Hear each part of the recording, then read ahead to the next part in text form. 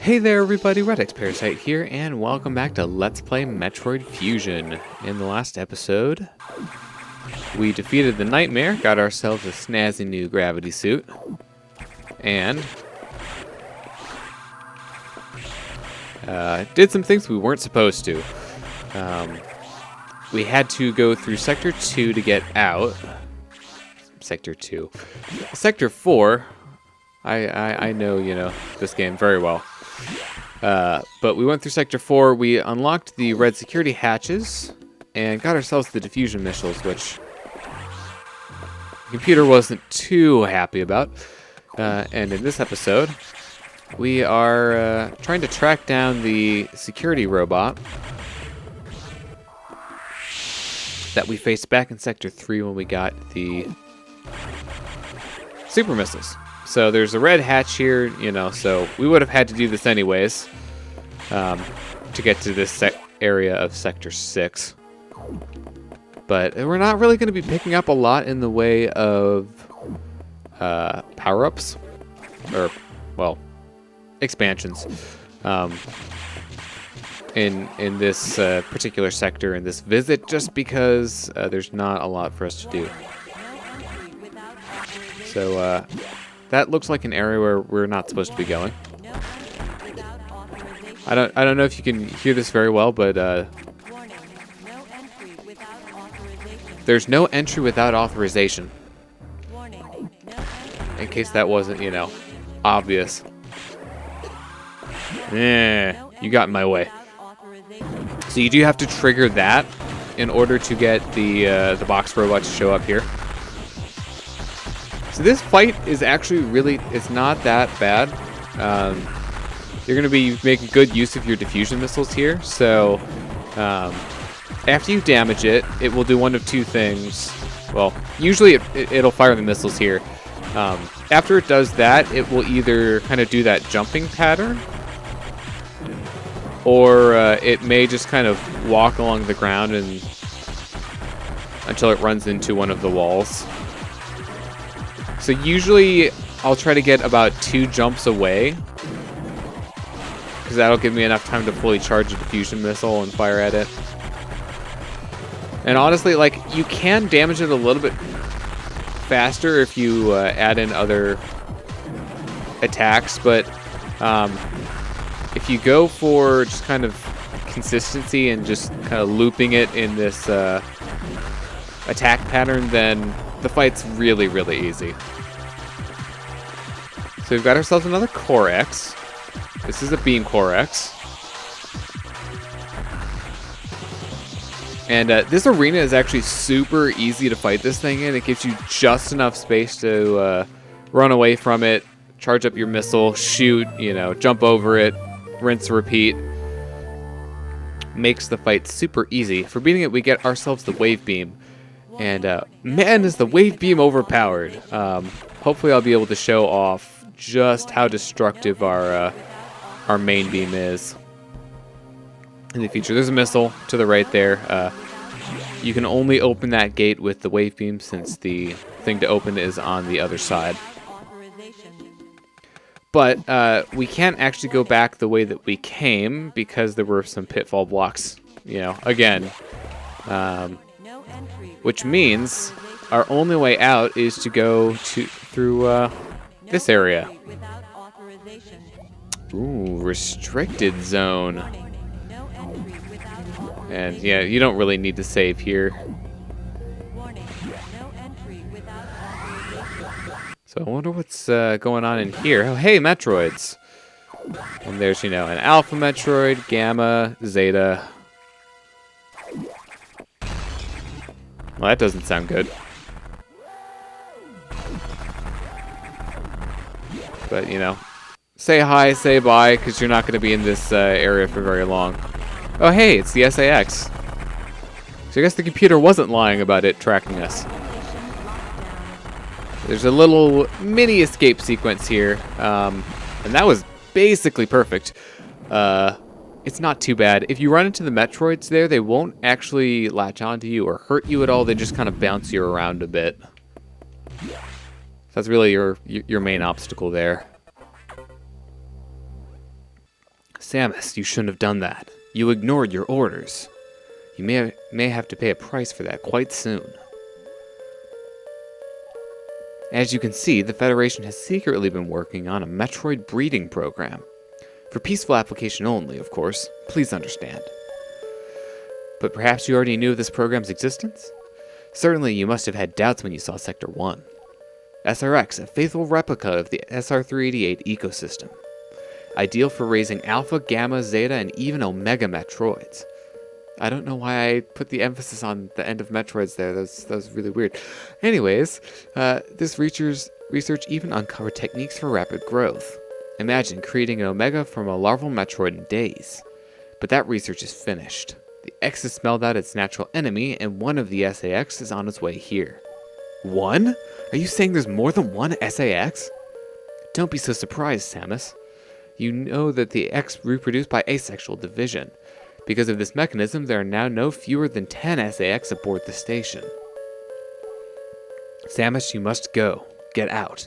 If you stay too long, the SAX will destroy you. Stop only at a navigation room to uplink to me.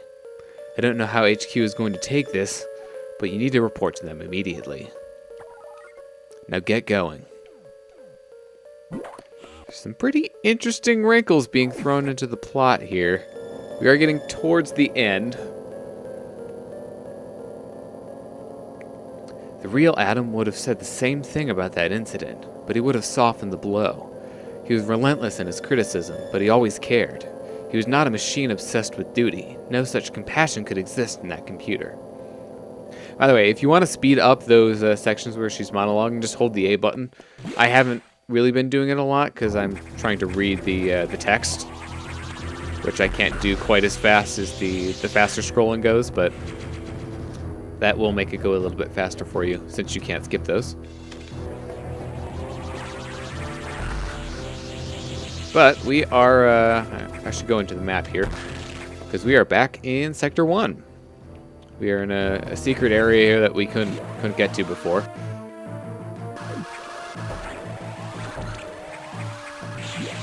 And there's some lovely green acid for us.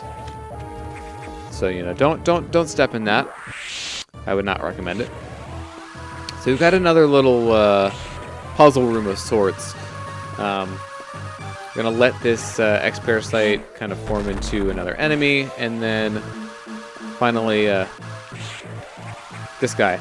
So these gold space pirates, you can't shoot them when they're facing you. But the way that they programmed it is kind of interesting, and you can exploit it. So what the game checks for is if you are if you and the space pirate are facing each other. So the way that it's programmed, if you are facing the same direction as the pirate, it will think that you are behind the pirate. So what you can do is if you fire at it and then turn around quickly, you will actually, the game will let your shot go off and you'll hit it. So if you know that, these space pirates are a lot easier. And wow, the wave beam is letting me down, and I'm also, wow, there we go. So you can kill those guys in one hit with a charged wave beam shot. Pretty sure I did it with at least one of those. So not sure what was going on there. And I was just kind of doing a bad job of doing the turnaround strategy that I told you about. But we have ourselves a boss. Just kind of inexplicably, you know, a boss. This very remote area of Sector 1. But I actually need to walk forward. Whoops! So if you remember, we actually saw the Ridley's corpse back in the at the main deck, and we saw an X actually, you know, come out of it. So they do kind of set up this fight a little bit. Now, I have a very hard time not getting hurt at this fight. Ridley is very big in this game, you know, comparative to how much of the screen he takes up. But The wave beam does wonders though, so definitely use charged wave beam shots here. So take about 4.5 energy tanks worth of damage. So definitely could have been better, but it could have been worse too. But for this Corex, just try to charge up your diffusion missiles as best you can. The charge time coincides pretty well with the amount of invincibility frames that the Corex has after you shoot it. And that is going to be our last major upgrade in the game, the screw attack. And so they gave it to you really late in this game, it being the last power up. And honestly, it's probably a good thing because the screw attack is very powerful. It can one-hit kill pretty much anything. So I'll just screw attack into that space pirate, kill it instantly. And then let's charge up a diffusion missile for this. There are 3 missile blocks right there that you need to shoot. So I'm just gonna check something quickly. Okay, I think we're all good on stuff from this area. This area is a real pain to get back through, so make sure that you grab that power bomb, the energy tank, before you leave. And so yeah, there were screw attack blocks right there that were preventing us from moving forward. So you do have to get the screw attack to get out of here. Oh, ooh, another fine, fly away. See if I care. I didn't really need it, to be honest. But we are back in Sector 1, and this is actually where we're going to start doing our cleanup stuff. So it's not this one. I need to keep going. This game does something that I'm really not a fan of. As far as once you go to the navigation room in Sector 1 here, so that navigation room right there, the game will actually lock off other sectors of the game from you. So if you don't go around and pick up some of this stuff now, you will not be able to do it later. So I'm really not a big fan of that. In case you're wondering what I'm setting up here, we're going to need to charge up a Shine Spark for an upcoming room. So let's start here to get the max distance possible. And up. Okay. That is fairly difficult. There's an enemy, down in the middle of this shaft, that if you just fall straight down, you'll lose your charge. So that's kind of annoying. And we're actually going to need the shine, the speed booster / Shine Spark again for this area. So we need to get the charge, carry it up here, and then where the charge beam statue was, there's an energy tank up in the ceiling. So you'll need the Shine Spark again for that. And so that will wrap up the energy tanks in Sector 1. And now we're just going to head back out. And oh, wait. I have the wave beam. Derp. But I'm going the wrong way through the loop, aren't I? But actually, we didn't even need it. We were fine. So let's see. I want to head through the middle corridor here. That will get us where we want to go the fastest.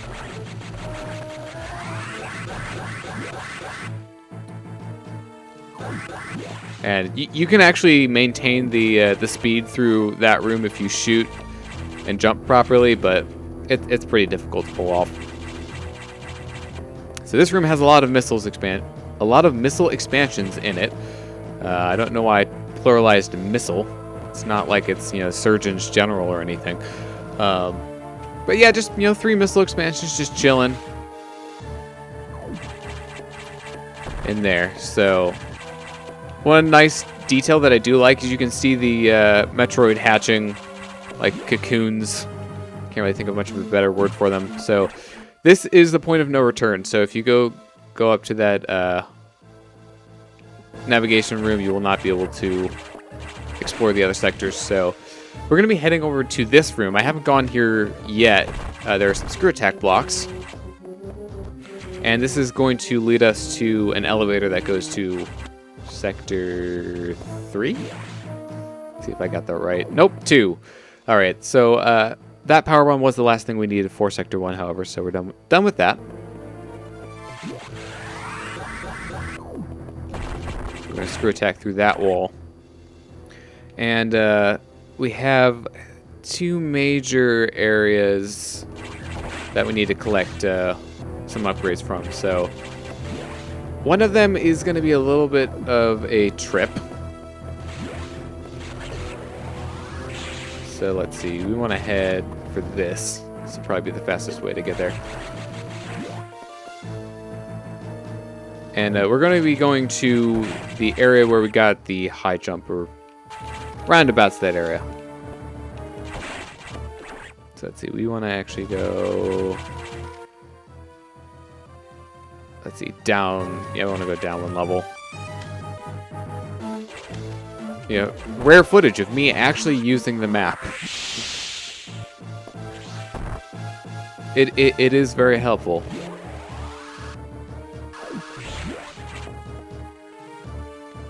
So we're gonna head back into this room, and you cannot get this any sooner than now because there's screw attack blocks here. So. Cannot get that any sooner. This is going to be one of the first of many kind of big speed booster challenge rooms, is the best way that I can put them. So we're going to have... Okay. I was a little high on that. There's another speed booster block right there. So you have a 2 block wide gap to get that one. But these are going to require you to do some fancy, you know, speed boosting, shine sparking, maintaining your charge. So you're gonna have to, you know, shine spark into the slope, start running again, and do that a lot. This is one of the easier ones, to be honest. And yeah, as soon as I see that, I'm gonna screw it up. Although I did. I just didn't want to jinx myself. But they will get more difficult than that. So now that we've done that, we need to head back to the main area. So, you know, the pink rooms that actually showed up on the map when we first came here. We didn't have a lot left to do in Sector 2. It was only like 4 power-ups.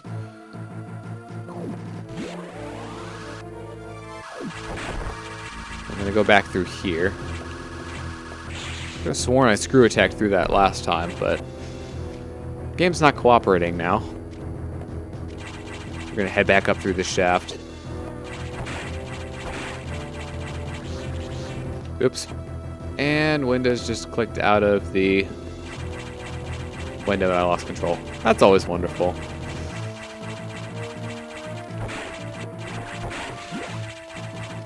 And we're back on track. I always hate it when they jump and I miss, because I just want to shoot and run. But that usually doesn't work. So I'm going to head back up here to where the security room was. And there's some more stuff for us to get around these neck of the woods. Let's see, I think this is just screw attack, yeah. So again, more stuff that we cannot get any earlier than now. This room can be a bit annoying. So basically all of those blocks are crumble blocks. So you basically cannot touch the ground during this segment at all. So this kind of tests how good you are with the speed booster. Oh boy. This might take a while. Some of these gaps are like stupid small. There we go. It is possible